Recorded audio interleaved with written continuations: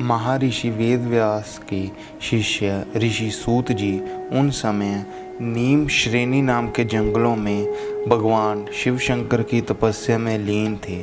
उसी समय उन्हीं जंगलों में ऋषि सूत जी के दर्शन के लिए ऋषि सूनक जी अपने शिष्यों के साथ आए हुए थे। उनको अचानक ऋषि सूत जी एक किनारे पर पत्थरों के ऊपर तपस्या करते दिखाई देते हैं। तभी वो ऋषि सूत जी के पास जाते हैं और ऋषि शौनक जी उनको बोलते हैं कि हे ऋषिवर, हमें ये हमारा सौभाग्य है कि हमें आपके दर्शन हुए। हमें काफ़ी चिंता है, हमारे यहाँ आने का आपके पास कारण है। हमें इस बात की चिंता है कि कुछ समय बाद ऐसा युग आएगा जिस समय जो पाप होंगे वो ईसाइयों पर राज करेगा। कोई अच्छा कर्म करने वाला व्यक्ति नहीं बचेगा, सबके मन में जहर भर जाएगा। हमें इस बात की चिंता है, जो ब्राह्मण होगा वो छल करेगा, जो युद्ध भूमि में लड़ने वाला इंसान है वो चोरी करेगा, और जो और धर्मों के लोग हैं वो ब्राह्मण की नकल करेंगे, पूजा पाठ करेंगे, लेकिन वो लोगों को ठगी ठोरियाँ करेंगे। गायें हैं जो उसकी रक्षा नहीं होगी। आने वाला समय ऐसा होगा जहाँ स्त्री अपने पति को जो सेवा भावना है उसको अपने मन से त्याग देगी। जो माता पिता है उनको बच्चे घर से बाहर निकाल देंगे। जो भी इंसान होगा वो धर्म के रास्ते से बेमुख हो जाएगा।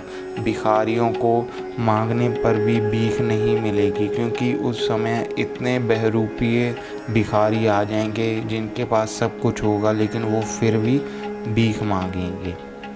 आने वाले समय में लोग सिर्फ उस ब्राह्मण या उस संत की पूजा करेंगे जो उनके पुत्र होने की इच्छा को पूरी करेगा।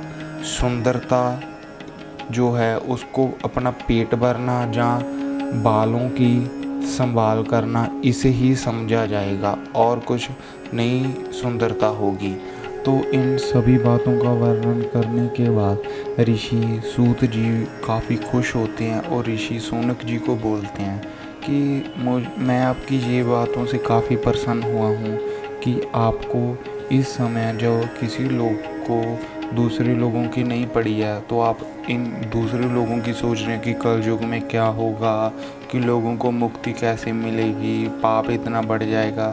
तो आपके ये सारे दुख नष्ट करने के लिए मैं आपको भगवान सदाशिव जी की एक कथा सुनाता हूँ। ये कथा सुनने के बाद आपके सारे जो भी दुख है वो नष्ट हो जाएंगे।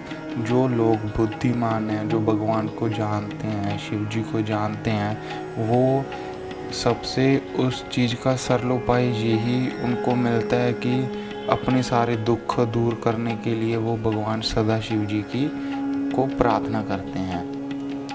तो ये बात सुनकर ऋषि शौनक जी काफ़ी खुश हो जाते हैं और वो सूत जी को बोलते हैं कि कृपया आप हमें ये सारी चीज़ें बताइए कि भगवान शिव जी कैसे खुश होते हैं, कैसे वो वरदान देते हैं, उनका जन्म कैसे हुआ, जन्म होने के बाद अब वो कहाँ है, कहाँ अलोप हो गए, हमें ये सारी चीज़ें बताइए। और वो बोलते हैं कि हे ऋषि सूत जी, आपको तो वेद व्यास जी की कृपा से वरदान मिला हुआ है कि आप भूतकाल, भविष्य काल, जो भी आने वाला समय, बीता हुआ समय, वो सारा देख सकते हैं। तो आप हमें बताएं कि इस संसार का क्या होगा।